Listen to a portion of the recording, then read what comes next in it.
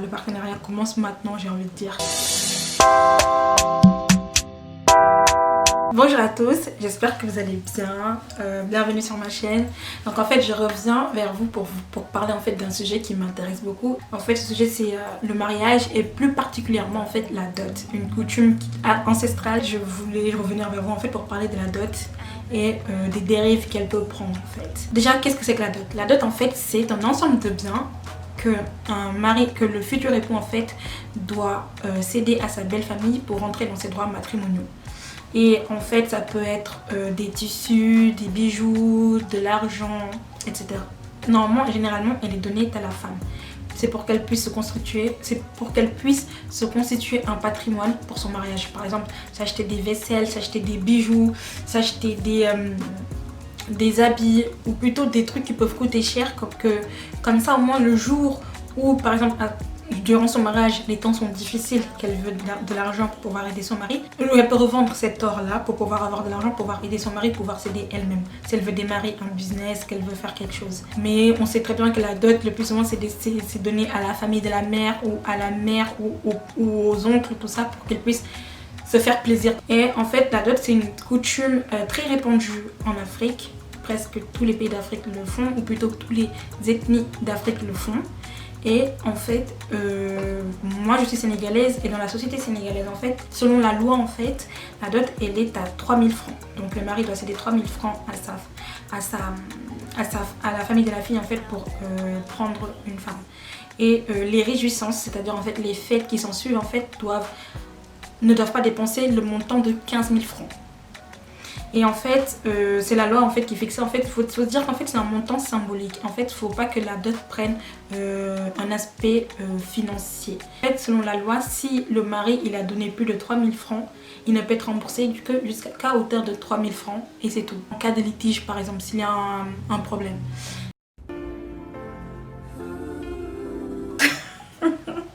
Et vous vous imaginez très bien qu'en tant qu'Africain, Africaine qui se respecte, les mariages ne vont pas coûter 25 € ni 15 000 francs. On se connaît très bien, les montants vont largement dépasser cela.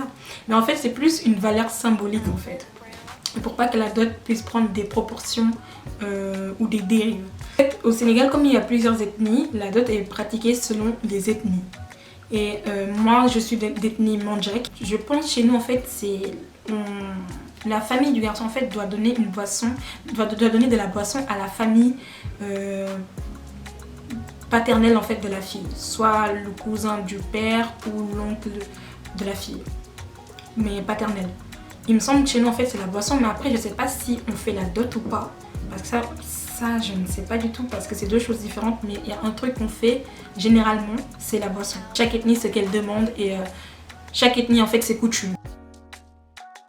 En fait, les féministes en fait s'indignent par rapport à cette pratique, parce qu'en fait c'est comme si on faisait du commerce sur le dos en fait de la femme. C'est comme si en fait on la vendait à l'homme. Et aussi l'homme en fait en donnant une somme ou de l'argent à ses parents peut penser qu'il a tous les droits sur la femme, c'est-à-dire que la femme en fait c'est son objet ou sa chose, comme en fait un bien qu'il a acquis. Aussi il faut savoir qu'il y a dans certaines ethnies, si jamais il y a divorce, la famille de la fille doit rembourser la dot. Et on s'imagine très bien que toutes les familles ne roulent pas sur l'or en Afrique. Donc forcément elles vont dire à la fille de tout faire en fait pour pas qu'il ait divorce, et que s'il y a des problèmes, si le mari la bat, la violente, tout, qu'elle reste dans son mariage malgré le danger qu'elle encourt en fait. Et ça peut être très très dangereux en fait pour les femmes, surtout en Afrique. Il y a une anecdote en fait que j'avais lue aussi en faisant ma recherche sur la dot en Afrique. C'était par exemple, c'était au Sénégal en 1931 à Kaolack, ce qui est une région du Sénégal. Et comme vous le savez, en 29 il y a eu une crise financière mondiale. Et comme les Sénégalais c'était principalement des exportateurs d'arachide, en fait la crise a touché en fait ce domaine-là, c'est-à-dire l'économie sénégalaise. Et il se trouve en fait que certains pères de famille, ne sachant plus comment faire pour subvenir aux besoins de leur famille, ils faisaient de la spéculation en fait, ils faisaient ce qu'on appelait en fait l'escroquerie au mariage. Il y a eu une fois en fait en 1931 un homme qui a saisi la justice de Kaolack parce qu'en fait il avait donné une dot pour marier la fille, et il a dû y avoir litige, et la fille elle est retournée chez ses parents. En fait, l'homme en fait il a saisi la justice parce qu'il voulait que la femme revienne chez lui ou sinon la famille de la femme en fait lui rende son argent, c'est-à-dire la dot qu'il a payée.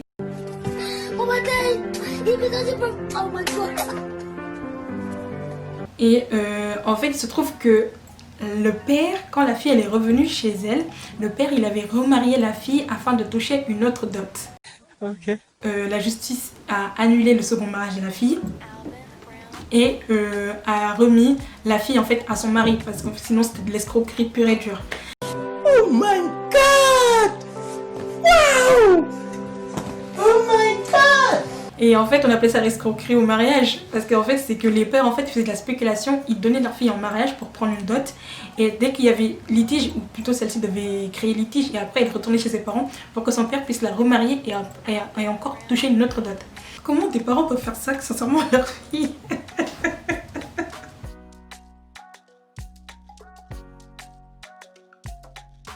En fait, ce sujet m'est venu un jour parce qu'en fait, j'étais dans un groupe de discussion sur WhatsApp et on discutait de ce sujet-là.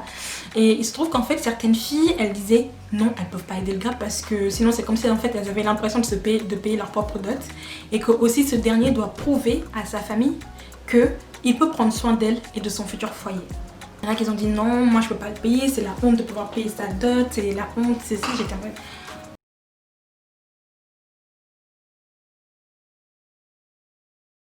Mais c'est pas question de ça en fait, jusqu'à preuve du contraire, c'est question d'amour.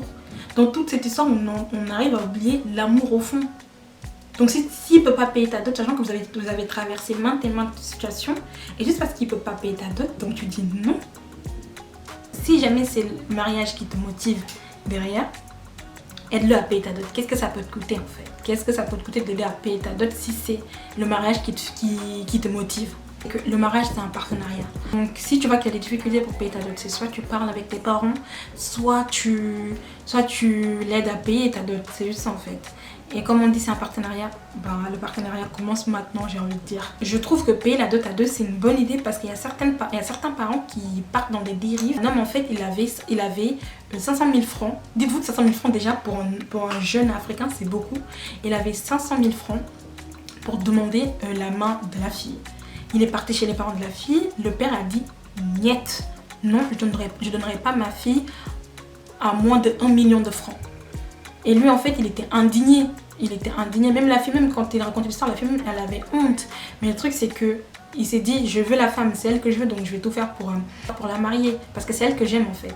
Et en fait des fois aussi ça peut pousser certaines personnes à s'endetter pour une dot en fait. Surtout les jeunes africains, on sait très bien qu'ils ne roulent pas sur l'or. Et pour qu'un père puisse demander 1 million, dites-vous qu'un million c'est à peu près 1500 euros.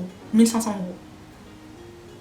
C'est à peu près 1500 euros. Oui, converti en euros c'est peu, mais dites-vous qu'en Afrique c'est beaucoup, surtout au Sénégal. Pour des dérives comme ça, je suis d'accord que la fille elle-même, elle met la main à la pâte pour aider son gars à payer la dot si c'est pour le mariage qu'elle se lève. Voilà. Et en fait, à te demander même c'est quoi qui te pousse en fait à te marier. Ou plutôt même c'est quoi le but du mariage. C'est que ton homme doit prouver à ta famille qu'il peut prendre soin de toi, ou plutôt le but c'est de vous marier. C'est ça en fait. Donc pour une fille de dire non je peux pas l'aider à payer ma dot, pour moi je trouve ça dommage. Normalement ce qui te motive c'est parce qu'en fait que tu l'aimes, c'est pour ça que tu veux le marier. Et maintenant, admettons maintenant il peut pas payer ta dot, que tes parents ils demandent, qu'est-ce que tu fais? Tu vas arrêter en fait juste parce qu'il peut pas payer ta dot? Sachant que pour en arriver là, vous avez traversé maintes et maintes situations et que peut-être même vous êtes sortis ensemble pendant 3 ans, 4 ans. Donc tu as effacé 4 ans de ta vie parce que tu peux pas payer une dot ou parce qu'il peut pas payer une dot. Non, je trouve qu'il y a certains parents qui prennent des dérives, qui abusent et que la fille, même avant même que la famille du garçon se déplace pour demander une dot ou pour demander la main de sa fille, elle doit réunir ses parents et leur dire de ne pas demander certains montants. Genre, même au final même ça peut te rendre mal à l'aise, même en tant que femme t'es mal à l'aise, on te demande, c'est comme si on te vendait même, alors que normalement c'était pas ça le but, normalement c'était juste une pratique en fait, c'était juste quelque chose qu'on donne. En tant que féministe on dirait tous ouais faut la supprimer, tu vois. Mais le truc c'est que moi je pense qu'on devrait pas la supprimer, c'est en fait c'est une pratique en fait ancestrale qui rend nos mariages, en fait quand c'est symbolique en fait ça rend les mariages beaux. Pour moi c'est un symbole en fait la dot, c'est un symbole du mariage africain. Quand ça garde son aspect symbolique, je trouve que c'est une belle pratique. elle perd sa valeur symbolique à partir du moment qu'il y a un aspect financier qui vient derrière. C'est-à-dire qu'on a l'impression qu'on vend la fille, sans un tel montant, on ne peut pas prendre de femme. Et donc il faut se dire qu'il y a beaucoup de jeunes aussi au Sénégal qui ne se marient pas par rapport à la dot. Donc je trouve que c'est une question qui ne devrait même pas se poser en fait pour un mariage. Mais vu les dérives que ça prend ces derniers temps pour un mariage, et ben, je suis choquée de certains montants que les parents peuvent demander pour la main de leur fille. Comme je le disais, la solution c'est pas payer la dot à deux. Mon ami, il faut demander à ce que la fille aussi paye, comme ça au moins elle voit dans quoi tu passes. Parce que jusqu'à preuve du contraire, le mariage, tu le vis pas seul, vous êtes deux dans le mariage. Et le mariage, c'est un partenariat. Donc, qui dit partenariat, dit aide, qu'on s'entraide. Donc, voilà. Et donc, voilà, c'était ma pensée en fait sur ce sujet. Et dites-moi, vous, ce que vous en pensez. Qu'est-ce que vous en pensez des montants que les parents peuvent demander? Pour vous, c'est excessif? Pour vous, ça en vaut la peine? Ou plutôt, êtes-vous prête à aider votre futur époux à payer votre dot? Donc, voilà, dites-moi ce que vous en pensez. Et voilà, on se retrouve très bientôt pour un nouveau débat ou pour une nouvelle vidéo de conseil. Donc à très bientôt.